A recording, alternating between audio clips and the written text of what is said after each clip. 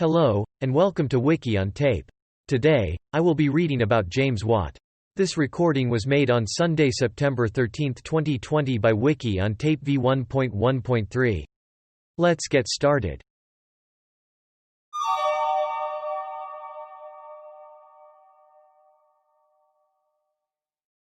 Summary.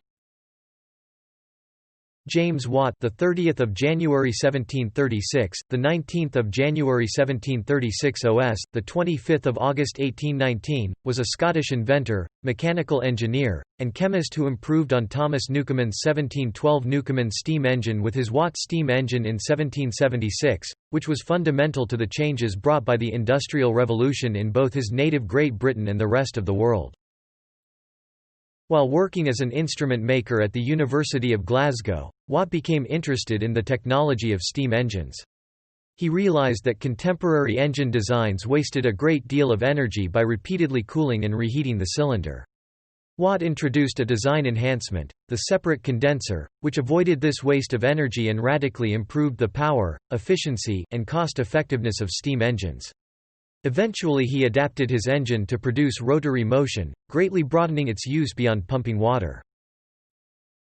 Watt attempted to commercialize his invention, but experienced great financial difficulties until he entered a partnership with Matthew Boulton in 1775. The new firm of Boulton and Watt was eventually highly successful and Watt became a wealthy man. In his retirement, Watt continued to develop new inventions, though none was as significant as his steam engine work. He developed the concept of horsepower, and the SI unit of power, the watt, was named after him.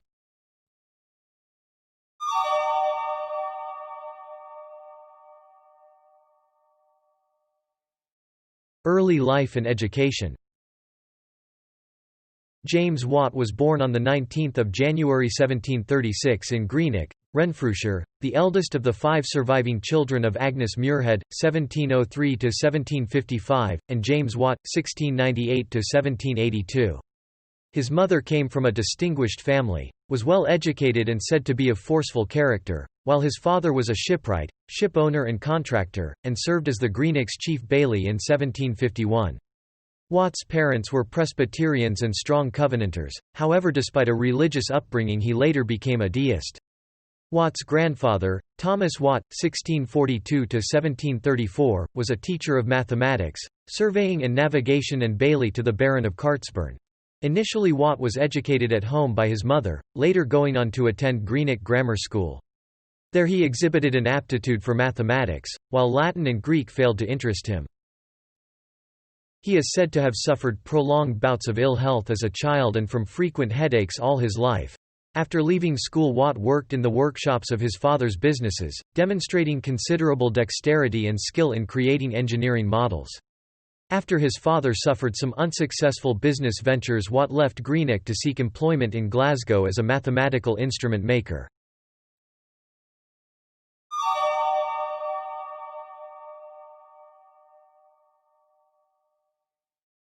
Biography. When he was 18, his mother died and his father's health began to fail. Watt travelled to London and was able to obtain a period of training as an instrument maker for a year, 1755–56, then returned to Scotland, settling in the major commercial city of Glasgow intent on setting up his own instrument-making business. He was still very young and, having not had a full apprenticeship, did not have the usual connections via a former master to establish himself as a journeyman instrument maker. Watt was saved from this impasse by the arrival from Jamaica of astronomical instruments bequeathed by Alexander Macfarlane to the University of Glasgow, instruments that required expert attention. Watt restored them to working order and was remunerated. These instruments were eventually installed in the Macfarlane Observatory. Subsequently, 3 professors offered him the opportunity to set up a small workshop within the university. It was initiated in 1757 and 2 of the professors, the physicist and chemist Joseph Black as well as the famed Adam Smith, became Watt's friends. At first he worked on maintaining and repairing scientific instruments used in the university, helping with demonstrations, and expanding the production of quadrants. He made and repaired brass reflecting quadrants, parallel rulers, scales, parts for telescopes, and barometers, among other things. It is sometimes falsely stated that he struggled to establish himself in Glasgow due to opposition from the Trades House, but this myth has been thoroughly debunked by the historian, Lumsden. The records from this period are lost, but it is known that he was able to work and trade completely normally as a skilled metal worker, so the incorporation of hammermen must have been satisfied that he met their requirements for membership. It is also known that other people in the metal trades were pursued for working without being members of the incorporation well into the 19th century, so the rules were definitely being enforced when Watt was trading freely throughout the city. In 1759 he formed a partnership with John Craig, an architect and businessman, to manufacture and sell a line of products including musical instruments and toys. This partnership lasted for the next 6 years, and employed up to 16 workers. Craig died in 1765. One employee, Alex Gardner, eventually took over the business, which lasted into the 20th century. In 1764, Watt married his cousin Margaret Peggy Miller, with whom he had 5 children, 2 of whom lived to adulthood: James Jr. (1769–1848) and Margaret (1767–1796). His wife died in childbirth in 1772. In 1777 he was married again, to Anne MacGregor, daughter of a Glasgow dye maker, with whom he had 2 children, Gregory (1777–1804), who became a geologist and mineralogist, and Janet (1779–1794). Anne died in 1832. Between 1777 and 1790 he lived in Regent Place, Birmingham. Watt and the kettle. There is a popular story that Watt was inspired to invent the steam engine by seeing a kettle boiling, the steam forcing the lid to rise and thus showing Watt the power of steam. This story is told in many forms. In some, Watt is a young lad, in others he is older, sometimes it's his mother's kettle, sometimes his aunt's. Watt did not actually invent the steam engine, as the story implies, but dramatically improved the efficiency of the existing Newcomen engine by adding a separate condenser. This is difficult to explain to someone not familiar with concepts of heat and thermal efficiency. It appears that the story was created, possibly by Watt's son James Watt Jr., and persists because it is easy for children to understand and remember. In this light it can be seen as akin to the story of Isaac Newton and the falling apple and his discovery of gravity. Although it is often dismissed as a myth, the story of Watt and the kettle has a basis in fact. In trying to understand the thermodynamics of heat and steam, James Watt carried out many laboratory experiments, and his diaries record that in conducting these he used a kettle as a boiler to generate steam. Early experiments with steam. In 1759 Watt's friend, John Robison, called his attention to the use of steam as a source of motive power. The design of the Newcomen engine, in use for almost 50 years for pumping water from mines, had hardly changed from its first implementation. Watt began to experiment with steam, though he had never seen an operating steam engine. He tried constructing a model. It failed to work satisfactorily, but he continued his experiments and began to read everything he could about the subject. He came to realize the importance of latent heat, the thermal energy released or absorbed during a constant temperature process, in understanding the engine, which, unknown to Watt, his friend Joseph Black had previously discovered some years before. Understanding of the steam engine was in a very primitive state, for the science of thermodynamics would not be formalized for nearly another 100 years. In 1763, Watt was asked to repair a model Newcomen engine belonging to the university. Even after repair, the engine barely worked. After much experimentation, Watt demonstrated that about 3/4 of the thermal energy of the steam was being consumed in heating the engine cylinder on every cycle. This energy was wasted because later in the cycle cold water was injected into the cylinder to condense the steam to reduce its pressure. Thus, by repeatedly heating and cooling the cylinder, the engine wasted most of its thermal energy rather than converting it into mechanical energy. Watt's critical insight, arrived at in May 1765, was to cause the steam to condense in a separate chamber apart from the piston, and to maintain the temperature of the cylinder at the same temperature as the injected steam by surrounding it with a steam jacket. Thus very little energy was absorbed by the cylinder on each cycle, making more available to perform useful work. Watt had a working model later that same year. Despite a potentially workable design, there were still substantial difficulties in constructing a full-scale engine. This required more capital, some of which came from Black. More substantial backing came from John Roebuck, the founder of the celebrated Carron Iron Works near Falkirk, with whom he now formed a partnership. Roebuck lived at Kinneil House in Bowness, during which time Watt worked at perfecting his steam engine in a cottage adjacent to the house.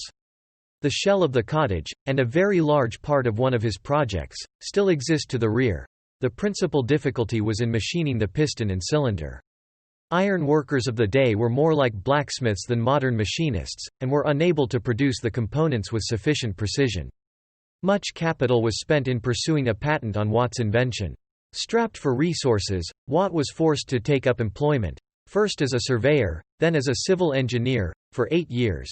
Roebuck went bankrupt, and Matthew Boulton, who owned the Soho Manufactory Works near Birmingham, acquired his patent rights.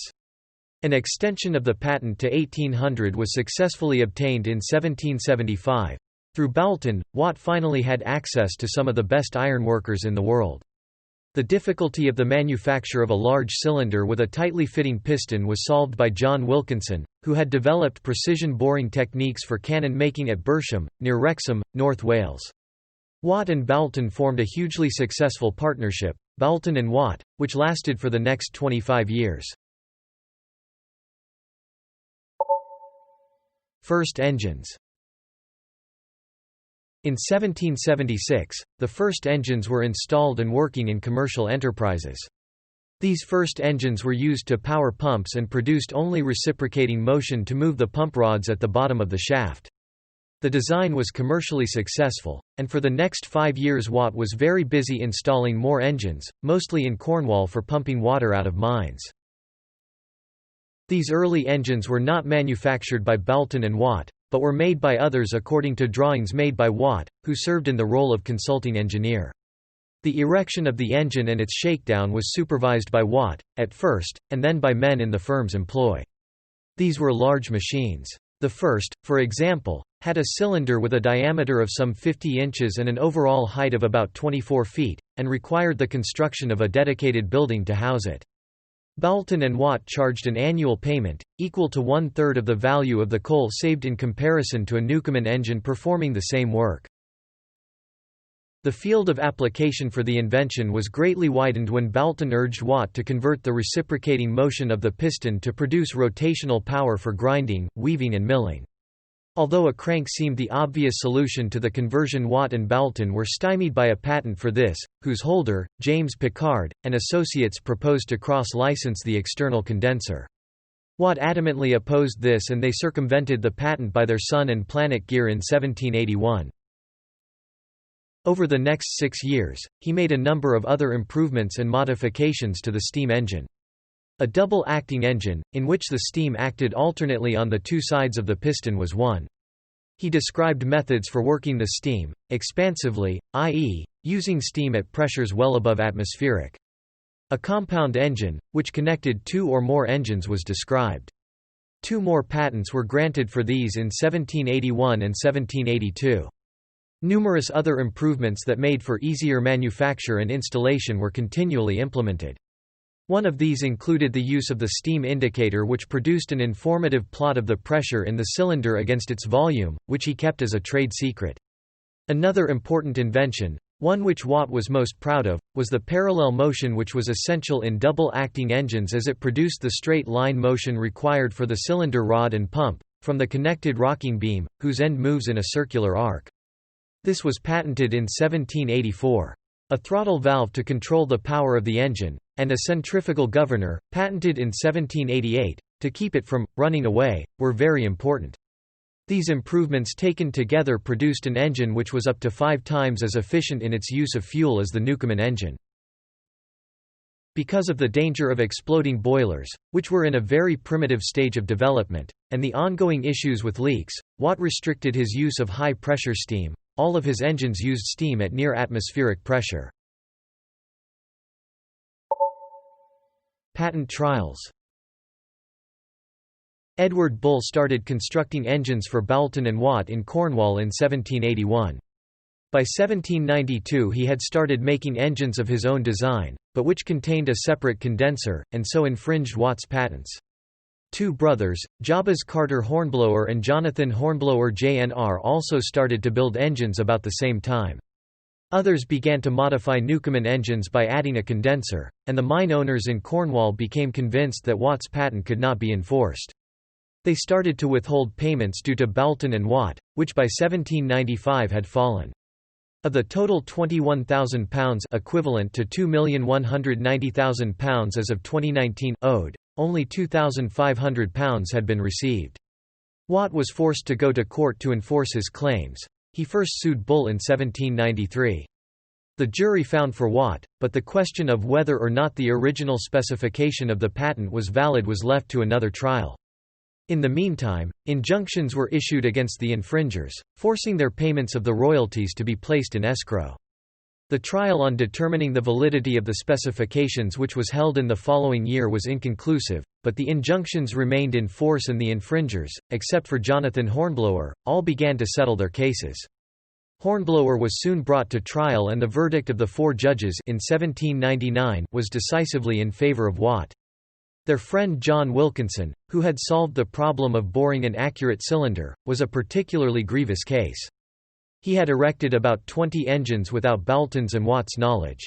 They finally agreed to settle the infringement in 1796. Boulton and Watt never collected all that was owed them, but the disputes were all settled directly between the parties or through arbitration. These trials were extremely costly in both money and time, but ultimately were successful for the firm. Copying machine. Before 1780 there was no good method for making copies of letters or drawings. The only method sometimes used was a mechanical one using linked multiple pens. Watt at first experimented with improving this method, but soon gave up on this approach because it was so cumbersome. He instead decided to try to physically transfer some ink from the front of the original to the back of another sheet, moistened with a solvent, and pressed to the original. The second sheet had to be thin, so that the ink could be seen through it when the copy was held up to the light, thus reproducing the original exactly. Watt started to develop the process in 1779, and made many experiments to formulate the ink, select the thin paper, to devise a method for wetting the special thin paper, and to make a press suitable for applying the correct pressure to effect the transfer. All of these required much experimentation, but he soon had enough success to patent the process a year later. Watt formed another partnership with Boulton, who provided financing, and James Keir to manage the business in a firm called James Watt & Co. The perfection of the invention required much more development work before it could be routinely used by others, but this was carried out over the next few years. Boulton and Watt gave up their shares to their sons in 1794. It became a commercial success and was widely used in offices even into the 20th century. Chemical experiments. From an early age Watt was very interested in chemistry. In late 1786, while in Paris, he witnessed an experiment by Berthollet in which he reacted hydrochloric acid with manganese dioxide to produce chlorine. He had already found that an aqueous solution of chlorine could bleach textiles, and had published his findings, which aroused great interest among many potential rivals. When Watt returned to Britain, he began experiments along these lines with hopes of finding a commercially viable process. He discovered that a mixture of salt, manganese dioxide and sulfuric acid could produce chlorine, which Watt believed might be a cheaper method. He passed the chlorine into a weak solution of alkali, and obtained a turbid solution that appeared to have good bleaching properties. He soon communicated these results to James McGreiger, his father-in-law, who was a bleacher in Glasgow. Otherwise he tried to keep his method a secret. With McGreiger and his wife Annie, he started to scale up the process, and in March 1788, McGreiger was able to bleach 1,500 yards of cloth to his satisfaction. About this time Berthollet discovered the salt and sulfuric acid process, and published it so it became public knowledge. Many others began to experiment with improving the process, which still had many shortcomings, not the least of which was the problem of transporting the liquid product. Watt's rivals soon overtook him in developing the process, and he dropped out of the race. It was not until 1799, when Charles Tennant patented a process for producing solid bleaching powder, calcium hypochlorite, that it became a commercial success. By 1794, Watt had been chosen by Thomas Beddoes to manufacture apparatus to produce, clean and store gases for use in the new pneumatic institution at Hotwells in Bristol. Watt continued to experiment with various gases for several years, but by 1797 the medical uses for the factitious airs had come to a dead end. Personality. Watt combined theoretical knowledge of science with the ability to apply it practically. Humphrey Davy said of him, "Those who consider James Watt only as a great practical mechanic form a very erroneous idea of his character. He was equally distinguished as a natural philosopher and a chemist, and his inventions demonstrate his profound knowledge of those sciences, and that peculiar characteristic of genius, the union of them for practical application." He was greatly respected by other prominent men of the Industrial Revolution. He was an important member of the Lunar Society, and was a much sought-after conversationalist and companion, always interested in expanding his horizons. His personal relationships with his friends and partners were always congenial and long-lasting. Watt was a prolific correspondent. During his years in Cornwall, he wrote long letters to Boulton several times per week. He was averse to publishing his results in, for example, the Philosophical Transactions of the Royal Society however, and instead preferred to communicate his ideas in patents. He was an excellent draughtsman. He was a rather poor businessman, and especially hated bargaining and negotiating terms with those who sought to use the steam engine. In a letter to William Small in 1772, Watt confessed that, he would rather face a loaded cannon than settle an account or make a bargain. Until he retired, he was always much concerned about his financial affairs, and was something of a worrier. His health was often poor and he suffered frequent nervous headaches and depression. Soho Foundry. At first the partnership made the drawing and specifications for the engines, and supervised the work to erect it on the customer's property. They produced almost none of the parts themselves. Watt did most of his work at his home in Harper's Hill in Birmingham, while Boulton worked at the Soho manufactory. Gradually the partners began to actually manufacture more and more of the parts, and by 1795 they purchased a property about a mile away from the Soho manufactory, on the banks of the Birmingham Canal, to establish a new foundry for the manufacture of the engines. The Soho Foundry formally opened in 1796 at a time when Watt's sons, Gregory and James Jr. were heavily involved in the management of the enterprise.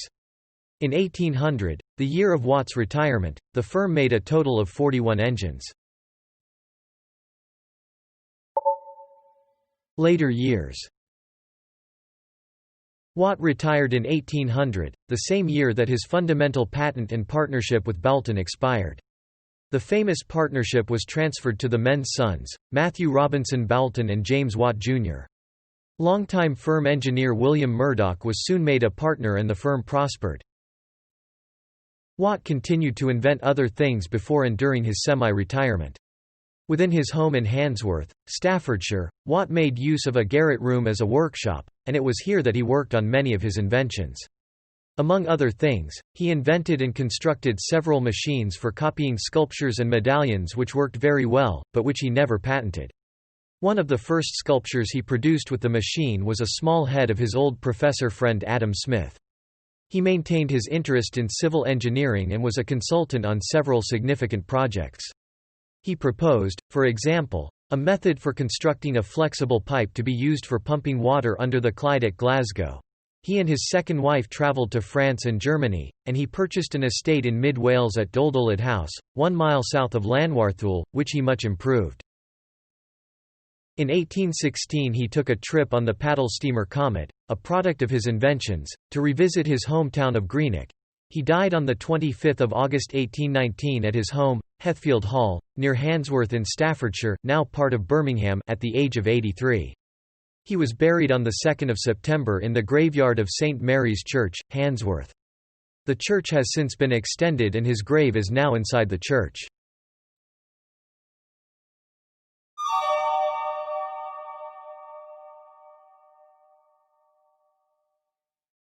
Family. On 16 July 1764 married his cousin Margaret Miller d. 1773. They had 2 children, Margaret (1767–1796) and James (1769–1848). In 1791 their daughter married James Miller. Their son did not marry. In September 1773, while Watt was working in the Scottish Highlands, he learned that his wife, who was pregnant with their 3rd child, was seriously ill. He immediately returned home but found that she had died and their child was stillborn. In 1775 he married Anne MacGregor d.1832.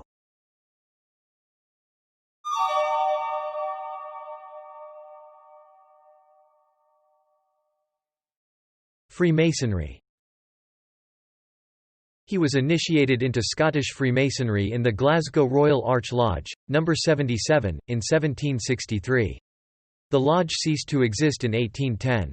A Masonic lodge was named after him in his hometown of Glasgow, Lodge James Watt, No. 1215.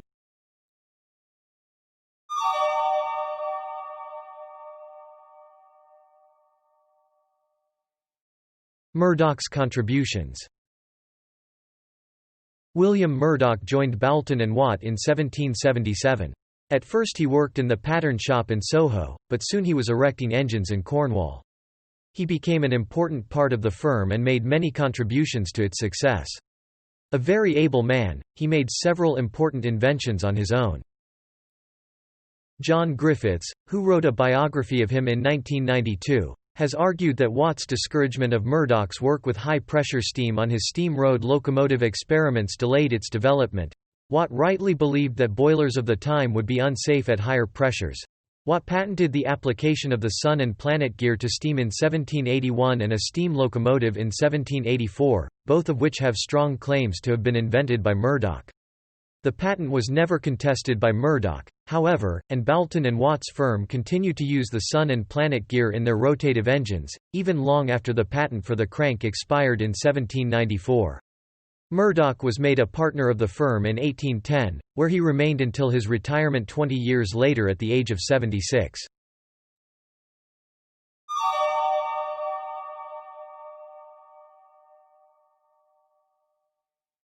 Legacy. As one author states, James Watt's improvements to the steam engine converted it from a prime mover of marginal efficiency into the mechanical workhorse of the Industrial Revolution. The reality, however, is that Watt's improvements upon the Newcomen engine had limited, albeit popular, utility given their size and low power, and were not carried over to the designs of the high-pressure steam engines to which these authors refer regarding the revolutionary impact of the steam engine, something Watt opposed.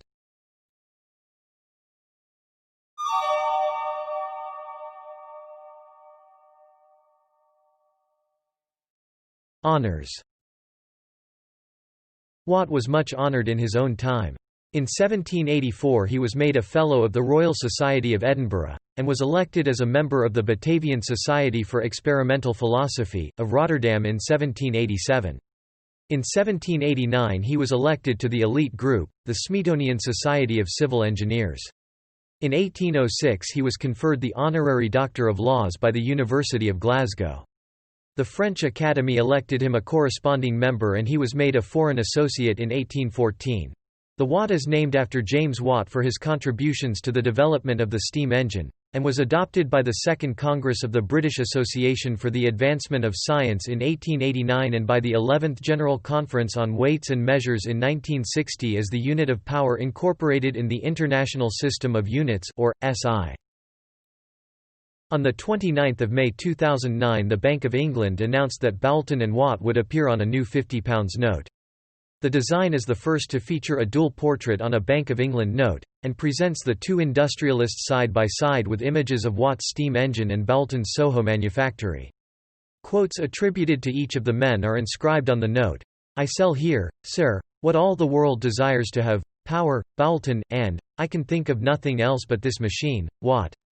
The inclusion of Watt is the second time that a Scot has featured on a Bank of England note, the first was Adam Smith on the 2007 issue £20 note.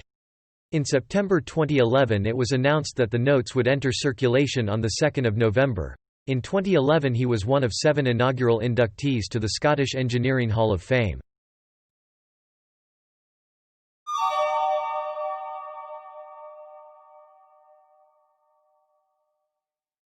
Memorials. Watt was buried in the grounds of St. Mary's Church, Handsworth, in Birmingham. Later expansion of the church, over his grave, means that his tomb is now buried inside the church. The garret room workshop that Watt used in his retirement was left, locked and untouched, until 1853, when it was first viewed by his biographer J. P. Muirhead. Thereafter, it was occasionally visited, but left untouched, as a kind of shrine. A proposal to have it transferred to the Patent Office came to nothing. When the house was due to be demolished in 1924, the room and all its contents were presented to the Science Museum, where it was recreated in its entirety. It remained on display for visitors for many years, but was walled off when the gallery it was housed in closed. The workshop remained intact, and preserved, and in March 2011 was put on public display as part of a new permanent Science Museum exhibition, James Watt and Our World. The approximate location of James Watt's birth in Greenock is commemorated by a statue. Several locations and street names in Greenock recall him, most notably the Watt Memorial Library, which was begun in 1816 with Watt's donation of scientific books, and developed as part of the Watt Institution by his son, which ultimately became the James Watt College. Taken over by the local authority in 1974, the library now also houses the local history collection and archives of Inverclyde, and is dominated by a large seated statue in the vestibule. Watt is additionally commemorated by statuary in George Square, Glasgow and Princes Street, Edinburgh, as well as several others in Birmingham, where he is also remembered by the Moonstones and a school is named in his honour. The James Watt College has expanded from its original location to include campuses in Kilwinning, North Ayrshire, Finnart Street and the Waterfront in Greenock, and the Sports Campus in Largs. Harriet Watt University near Edinburgh was at one time the School of Arts of Edinburgh, founded in 1821 as the world's first mechanics institute, but to commemorate George Heriot, the 16th-century financier to King James, and James Watt, after royal charter the name was changed to Harriet Watt University. Dozens of university and college buildings, chiefly of science and technology, are named after him. Matthew Boulton's home, Soho House, is now a museum, commemorating the work of both men. The University of Glasgow's Faculty of Engineering has its headquarters in the James Watt Building, which also houses the Department of Mechanical Engineering and the Department of Aerospace Engineering. The huge painting James Watt Contemplating the Steam Engine by James Eckford Lauder is now owned by the National Gallery of Scotland. There is a statue of James Watt in Piccadilly Gardens, Manchester and City Square, Leeds. A colossal statue of Watt by Chantry was placed in Westminster Abbey, and later was moved to St Paul's Cathedral. On the cenotaph the inscription reads, in part, James Watt enlarged the resources of his country, increased the power of man, and rose to an eminent place among the most illustrious followers of science and the real benefactors of the world. A bust of Watt is in the Hall of Heroes of the National Wallace Monument in Stirling.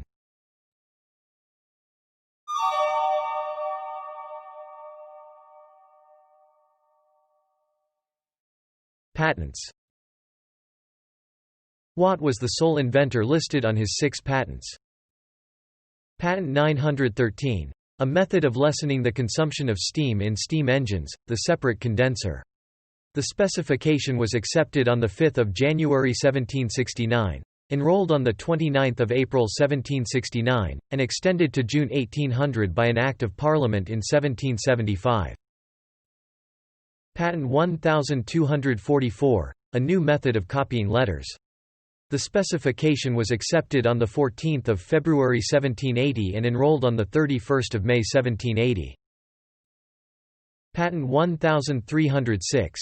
New methods to produce a continued rotation motion, sun and planet. The specification was accepted on 25 October 1781 and enrolled on 23 February 1782. Patent 1321. New improvements upon steam engines, expansive and double-acting. The specification was accepted on 14 March 1782 and enrolled on 4 July 1782. Patent 1432. New improvements upon steam engines, 3 bars motion and steam carriage. The specification was accepted on 28 April 1782 and enrolled on 25 August 1782. Patent 1485. Newly improved methods of constructing furnaces. The specification was accepted on 14 June 1785 and enrolled on 9 July 1785. Sources. Some unpublished letters of James Watt, in Journal of Institution of Mechanical Engineers, London, 1915. Carnegie, Andrew, James Watt University Press of the Pacific, 2001, reprinted from the 1913 ed. ISBN 0-89875-578-6. Dickinson, H. W. 1935. James Watt, Craftsman and Engineer. Cambridge University Press. Dickinson, H. W. and Hugh Pembroke Vowles James Watt and the Industrial Revolution, published in 1943, new edition 1948 and reprinted in 1949. Also published in Spanish and Portuguese, 1944, by the British Council. Hills, Reverend Dr. Richard L. James Watt, Volume 1, His Time in Scotland, 1736–1774, 2002, Volume 2, The Years of Toil, 1775–1785, Volume 3 Triumph Through Adversity 1785–1819. Landmark Publishing Limited, ISBN 1-84306-045-0. Hulse, David K. 1999. The Early Development of the Steam Engine. Leamington Spa, UK, T Publishing. pp. 127–152. ISBN 1-85761-107-1. Hulse, David K. 2001. The Development of Rotary Motion by Steam Power. Leamington, UK, T Publishing Limited. ISBN 1-85761-119-5. Marsden, Ben. Watt's Perfect Engine, Columbia University Press, New York. 2002, ISBN 0-231-13172-0. Marshall, Thomas H. 1925, James Watt, Chapter 3, Mathematical Instrument Maker, from Steam Engine Library of University of Rochester Department of History. Marshall, Thomas H. 1925, James Watt, University of Rochester Department of History. Muirhead, James Patrick, 1854. Origin and Progress of the Mechanical Inventions of James Watt. London, John Murray. Muirhead, James Patrick, 1858. The Life of James Watt. London, John Murray. The Life of James Watt with selections from his correspondence. Roll, Eric 1930. An Early Experiment in Industrial Organization. Being a History of the Firm of Boulton and Watt. 1775–1805. Longmans, Green & Co. Smiles, Samuel, Lives of the Engineers. London, 1861–62. New edition, 5 volumes, 1905. Related topics. Schofield, Robert E. 1963. The Lunar Society, A Social History of Provincial Science and Industry in 18th-Century England. Clarendon Press. Uglow, Jenny 2002. The Lunar Men. London, Farrar, Straus and Giroux. Thanks for listening to Wiki on Tape. I hope you drop by again sometime. Goodbye.